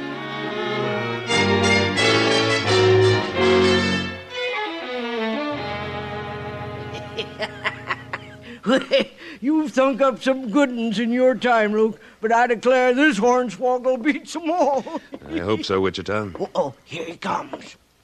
Well, here I am. 10 o'clock on the dot. Afraid I have some bad news for you, Page. I can't give you the money. But you said... I know. Maybe I should say I've changed my mind. But you told me... When are you going to stop whimpering like a scrubby calf? But you promised. Why don't you just start walking? Maybe you'll find some sheep herders who'll help you out. But look, all I'm asking is to borrow the money you promised to lend me. I don't think you're good for it, Page. Well, if that's the way you feel, I'll just get along with it. Hello, Page. Oh. Hello, Selina. Where have you been since you asked me to marry you? Let's see. When was that? Why, I declare it was only yesterday. I had a little trouble, Selina. Oh? What kind of trouble? Well, I lost some money. Gambling, I suppose. Yeah, that's right, Selina. A man who'll go out and gamble on the very day he proposes mustn't want to be married very much. Oh, Selina, that's not so. Must be, or you'd pay a little more attention to me like your cousin did. Burley? You know him? Mr. Slaughter introduced us. He's a very attractive man. He's a dirty, misbegotten sidewinder. Why, Paige, what a thing to say about your own cousin. Oh, Selina, you don't like him. He took me to supper last night. After all, you weren't around. Selina... It appears like you're an extra spoke in the wheel, Paige. Why don't you slope like you've been planning to? I'll go when I get good and ready. No. You'll go now. You get your hands off me, Luke. You want me to throw you out? Oh, you just try it. I'll be glad to. What? You may be able to do it, Luke, but you're going to know you've been in a fight. I ain't running anymore, Luke, and you ain't going to beat me. Now, you get up, Luke. That felt good, and I'm going to do it again. Come on. Get up. No, I've had enough, Paige. I quit. Oh, that's fine. That's just fine. Now I'm going to find me that no-good, mealy-mouthed cousin and do the same thing. Paige, wait a minute. He's gone, Paige. He left town last night. Gone?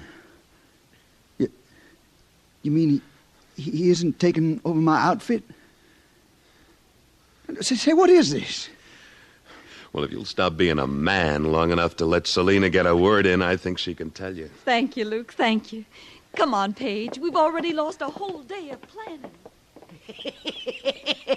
By Jogies, it worked. The hornswoggle worked. Yes, Wichita did. That's the first time I've ever let a man whip me. But it was worth it.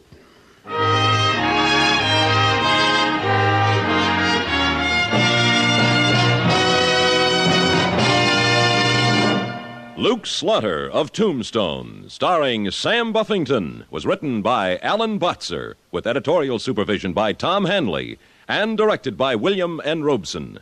Supporting Mr. Buffington were Sidney Scott, Junius Matthews, Chet Stratton, and Joseph Kearns. Music composed by Wilbur Hatch and conducted by Amerigo Marino.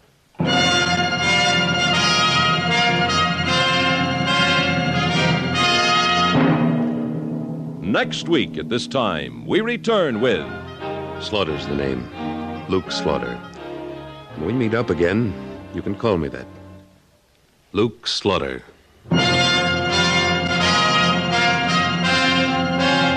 Now stay tuned for Frontier Gentlemen, which follows immediately over most of these same stations. This is the CBS Radio Network.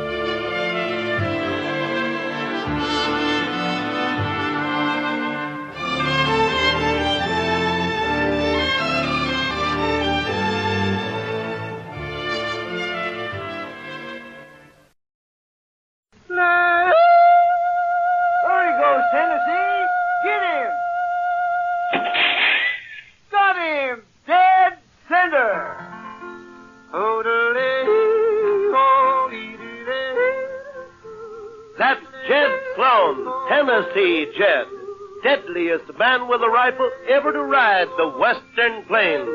Brought to you transcribed by the bakers of enriched tip-top bread. Looks like every plan to keep the Circle S from going broke has failed.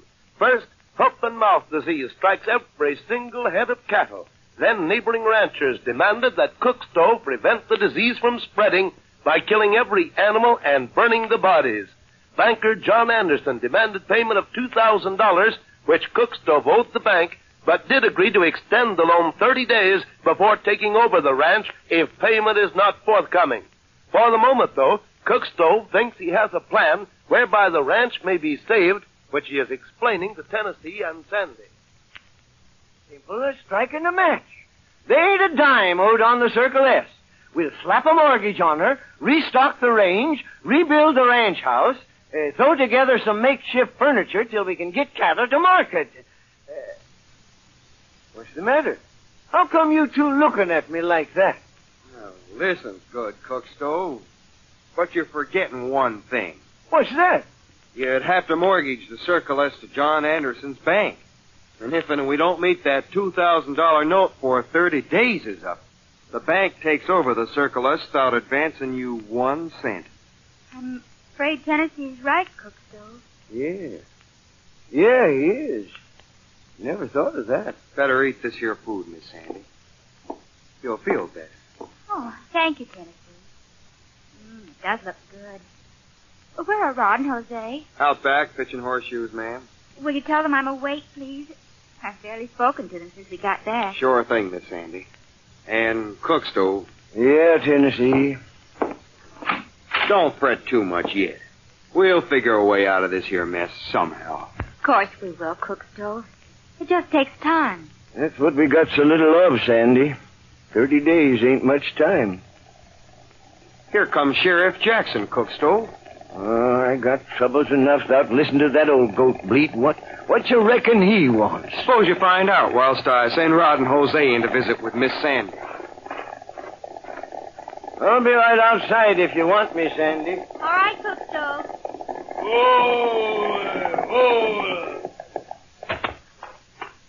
Howdy, Cookstove. Howdy, Sheriff.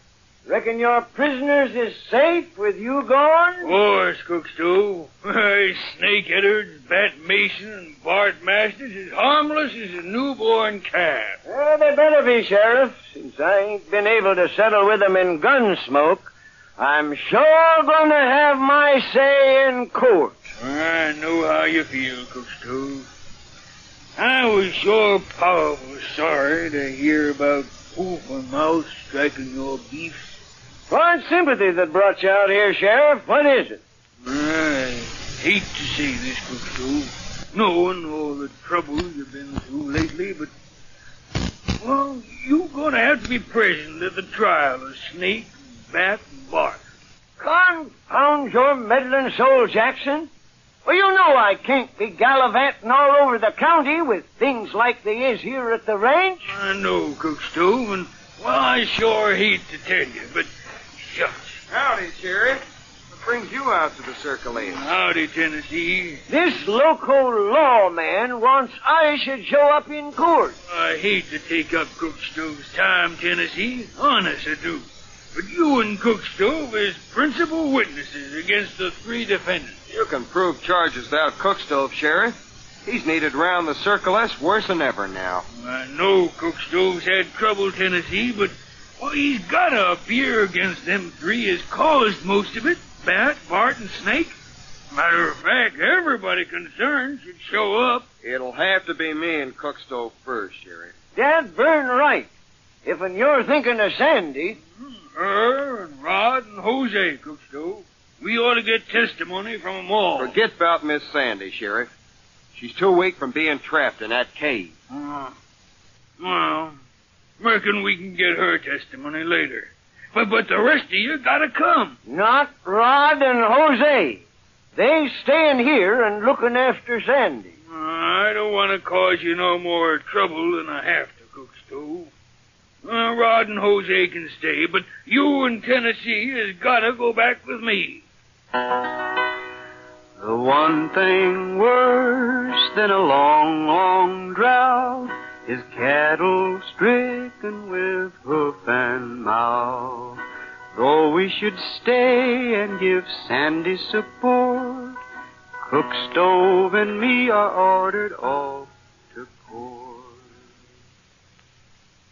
So the salvation of the Circle S will have to wait until Tennessee and Cookstove appear in court against the very men who are responsible for so much of the trouble which has befallen the ranch. We'll see what takes place at court in Sonora in just 75 seconds. Next time you're sent to the store for eat, you can think of yourself as being on an important mission. Yes, sir, for just like a cook at a roundup, whose duty it is to rustle up the chow for his outfit, you've a big responsibility, too. A lot depends on the food you and your family get. For best of health, personally see to it, your outfit gets fresh fruit, vegetables, milk, and eggs. And for a really swell energy food, bring them today's better bread. Yes, enriched tip-top. The lowdown is Tip Top gives you more energy per ounce than most meat. And it's enriched, too, with vitamins and food iron. And, gang, folks who've tried this creamy, smooth loaf know it's the top-notch brand for eating goodness. Your mother, too, will go all out for it soon as she sees Tip Top's finer texture. Discover in person how easily Tip Top spreads, how evenly it toasts, golden brown all over. Introduce your outfit to a loaf tonight.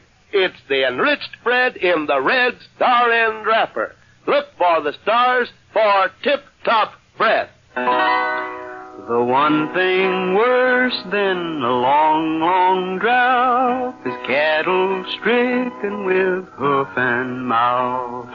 Though we should stay and give Sandy support, Cook, Stove, and me are ordered off to court.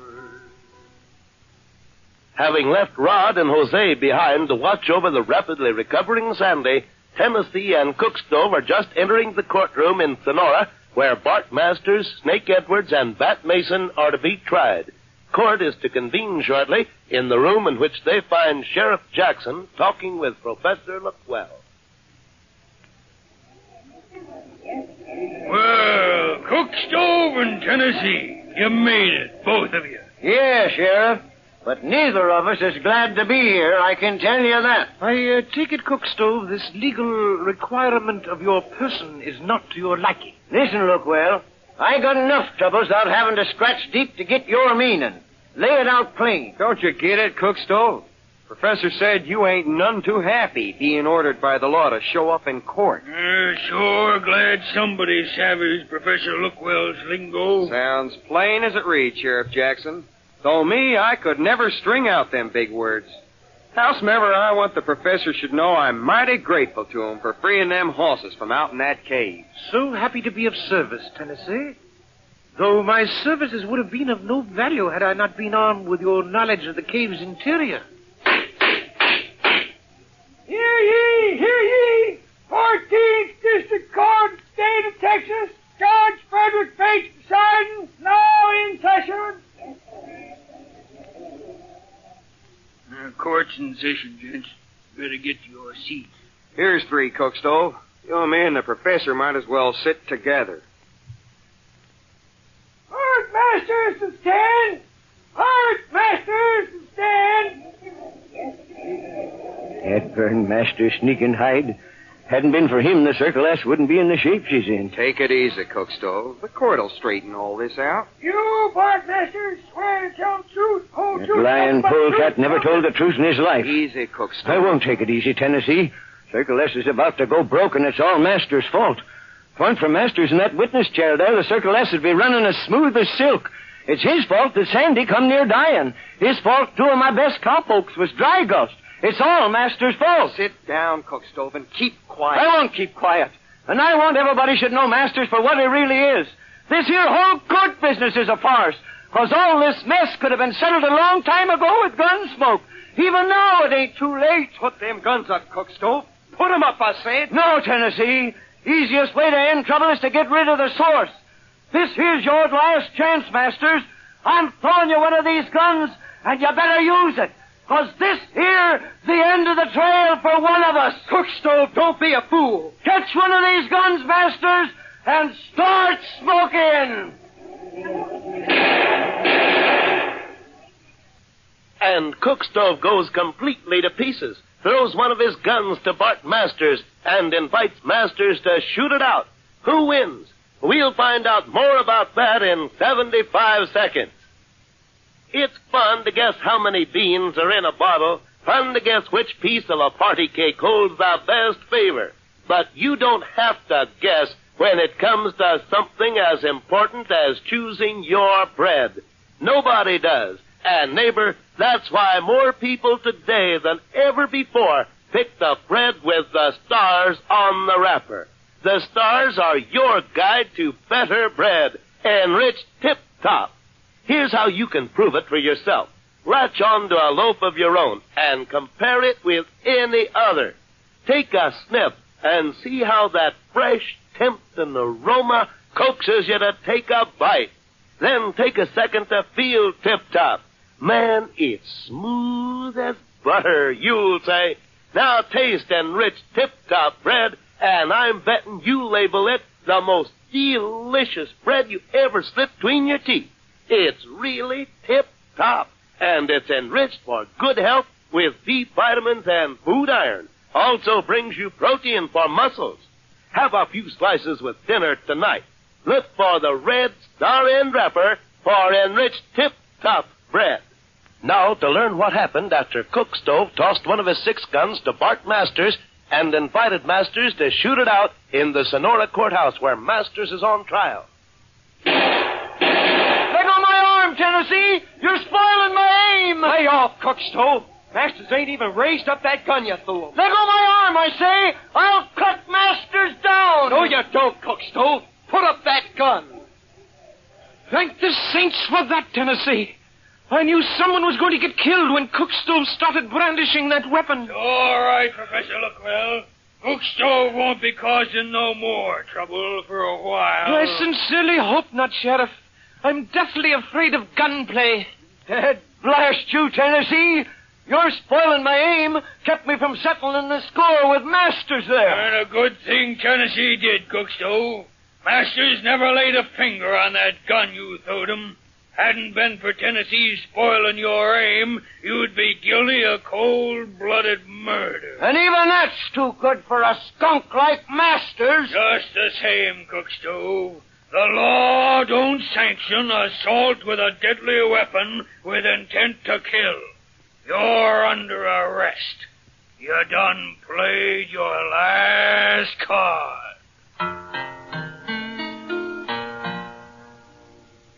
Poor Cook Stove. Trouble is sure dogging his footsteps these days, isn't it, gang? As if it weren't enough to face that thought of the Circle S going broke, now the poor old rancher has been arrested and held by Sheriff Jackson. Don't miss the next thrilling chapter, gang, when the bakers of enriched tip-top bread present another transcribed adventure of Tennessee Jed. The Tom Mix Ralston Straight Shooters are on the air. And here comes Tom Mix, America's favorite cowboy, with another thrill-packed Western adventure program.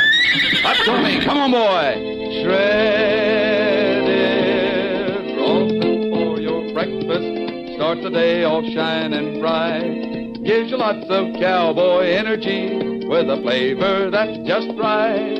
It's delicious and nutritious, bite-sized and ready to eat. Take a tip from Tom, go and tell your mom shredded Ralston can't be beat. The Tom Mix Ralston Straight Shooters bring you action, mystery, and mile-a-minute thrills in radio's biggest Western detective program.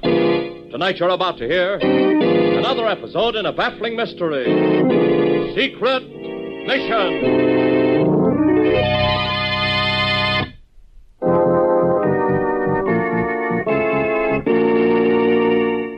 Tom Mix has agreed to undertake a dangerous secret mission from which he may never return. Right now, Tom and Sheriff Mike Shaw find themselves in a strange city after the plane in which they took off from the Twin Rivers Airport near Dobie was grounded because of bad weather. With them is a man who calls himself Mr. Moonlight. A moment ago, another car, driven by a beautiful young woman, ran into the car in which Tom, Sheriff Mike, and Moonlight were riding from the airport into town. The young lady's car was so badly wrecked that they agreed to take her home in their car. In a moment, strange and baffling things are going to happen. But first, here is Tom Mix. Straight shooters, as all of us know, today saw the end of the first part of the war. A war that's been going on almost as long as a lot of you can remember. But the war isn't over yet, and it isn't won yet. We've shown Hitler and his gang that we know how to lick bullies and racketeers. So keep right on buying and saving those war stamps. Keep right on doing your best as a straight shooter and a good home front soldier. Then, on the day when the war is really over, you can stick out your chest and say to the whole world, I helped America win.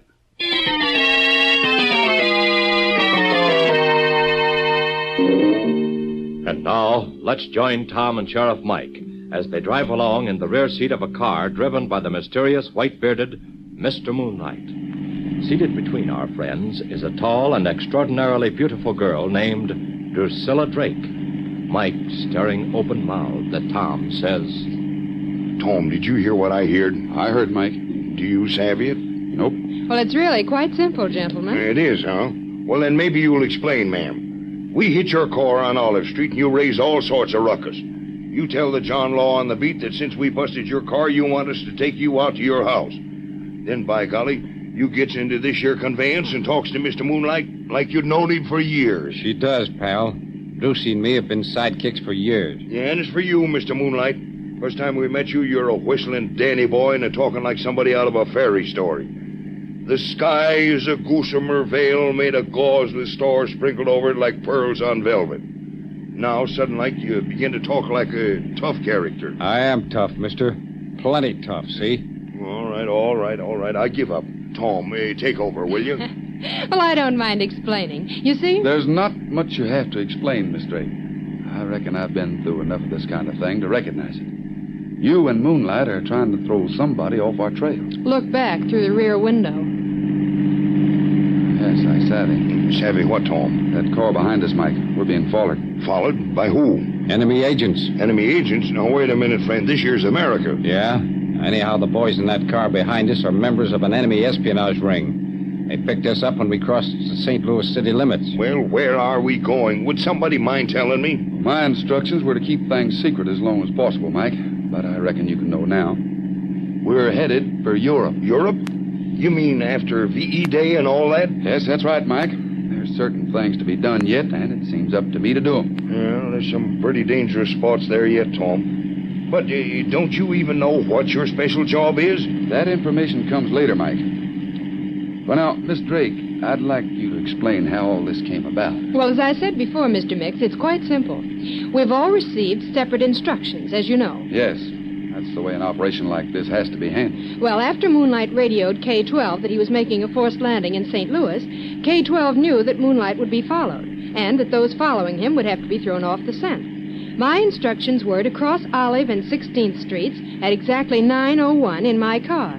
I was told I would be hit by Moonlight's car. That's right. You see, Mix, my instructions was to be sure to hit her car at exactly that time. Hey, now, wait a minute. You mean to say that all this was done just to throw a couple of enemy agents off on the trail? Just to throw? It's very important to throw them off the trail, Sheriff. Yeah, well, we ain't throwing them off. Not if that there car back there means we're still being followed. That's right. Here's Skinker Road. We'll go straight out the Clayton Road, Moonlight. Okay. Well, when do we throw them off? Well, I don't know that. My job is simply to carry out instructions to the letter. That's all any of us are doing, Mike. Oh, I don't savvy this here mysterious hocus-pocus at all. Why don't we just stop this here car, get out, and shoot it out with them Mavericks? Gracious, what an impetuous man your friend is, Mr. Mix. Mike, that would never do. That's not our job. Our job is to follow instructions, up to a point leastways. And that's what we're doing. We know those boys back there will be taken care of, but not by us. Well, anyhow, I know something I didn't know afore. I know that we're going to Europe. That's right, pal. Knowing that, you know as much as we do. Just one other thing, Mix. Yeah? My instructions are that you're top man in this job. That's right. We're to do anything you say, Mr. Mix, without question. Well, somewhere in this country, K-12 is sitting in the middle of a web, spinning out strands that all of us have got to hold on to and follow. When that web is finished, we may be dead. But there's one thing we've got to remember. We're just tools carrying out the orders of a power a lot greater than ourselves. We've been given this job to do, and we'll do it till we're cut down. Are we all agreed on that? Agreed. You can count on me, Mix. Well, Mike? To the hilt, Tom. To the hilt.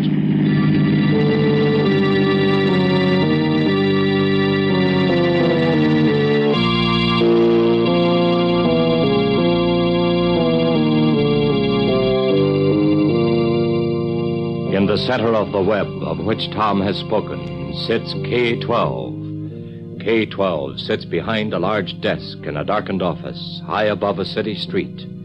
The night sky is framed in the window of his office, and against that window, K-12 is a black silhouette.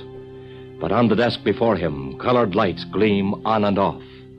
K-12 watches those lights intently some moments before a buzzer sounds. K-12. The weather has cleared now in St. Louis, ceiling 5,000 feet. He's to start at once.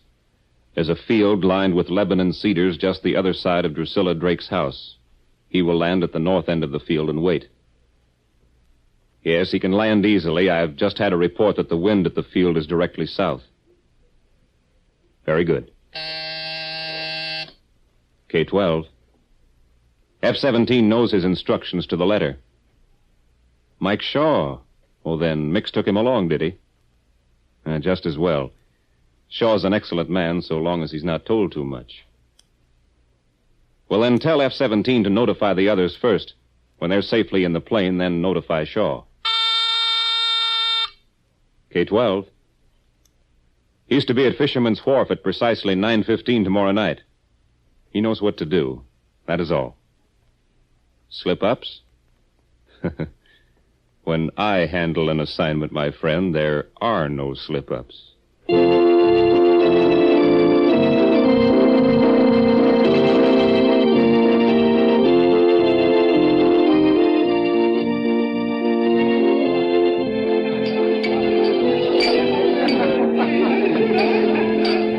By golly, Tom, I can't help it.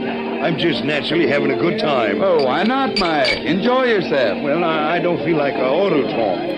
After all, Miss Drake told us she was giving this here party for a purpose. So it isn't really on account of VE Day. No, Mike. It's to throw our pursuers off the trail. Well, now, Tom, just how can a party throw them off on the trail? You remember, Mike, when we arrived this morning, we were given a complete change of clothes? Yeah, and I reckon I sure look kind of outstanding in this here monkey suit. You look all right. Leastways, the suit blends in with the crowd. The object of this whole thing, Mike, is to lose us in the crowd. Huh? I noticed that Miss Drake and Moonlight have already disappeared. See, that's right, Tom. I've been looking all over for Miss Drake, and Lost your heart again, eh, Michael? Well, she is mighty... Well, she's a nice young lady, Tom. Yes, she sure is. Well, let's go over and get a glass of that punch. Yeah, all right, Tom, all right. Hey, it sure is mighty good punch, too. I never tasted none better in Dobie. But, Tom, where do you reckon that they disappeared to? And what's going to happen to us? I mean, Tom, if and they disappear, then it's dollars to donuts that we'll find... Tom. Hey, Tom. Thunderation, I thought he was right here behind me. Now, he's gone. A glass of punch, sir? No thanks. I got troubles at the minute. Glass of punch is excellent for that sort of thing, sir. A glass of punch sometimes solves the most difficult of problems. It does, huh? Yes, sir. For example, to solve the problem of where your friend has gone. What? How do you know? I would suggest you take this glass of punch and saunter through that door right over there. It leads out onto a terrace. Oh? Oh, sure. And when you reach the terrace, just keep walking straight ahead. Thanks, powerful. Not at all, sir. Not at all.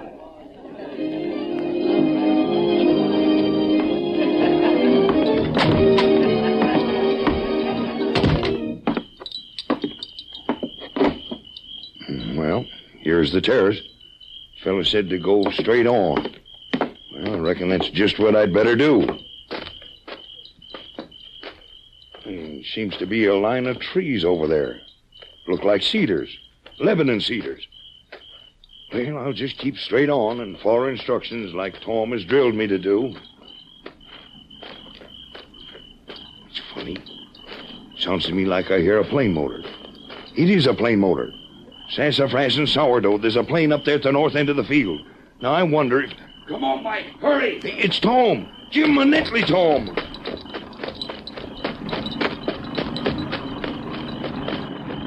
Come on, in with you, Mike. Yes, Tom, yes. Well, thunderation. Miss Drake, Mr. Moonlight, and you, Tom, all in the plane. And you too, Sheriff. Yeah, I'm here, too. Well, what do you know? No more than we knew before, Mike, except we're taking the next step on a long and dangerous trail to Europe. No, all right, Tom. Wait till I drink this here glass of punch first.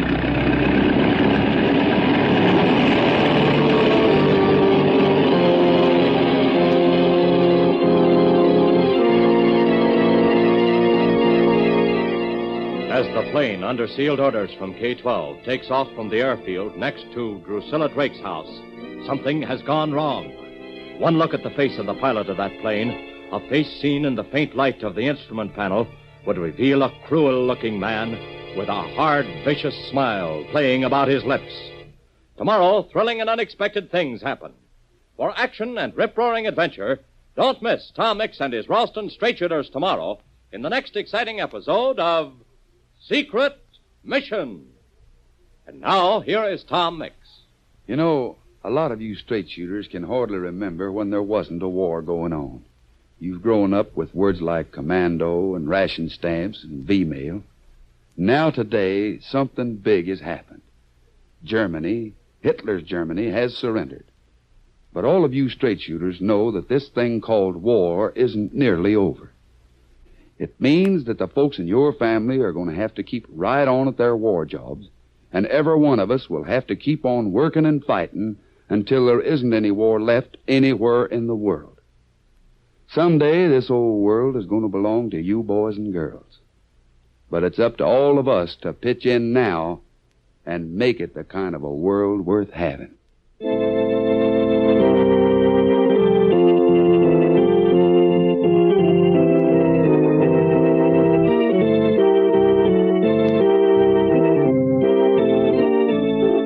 Tom Mix Ralston Straight Shooters were brought to you by the makers of Shredded Ralston, Regular Ralston, and Instant Ralston. Tom Mix was played by Curly Bradley. Don Gordon speaking. This is the Mutual Broadcasting System.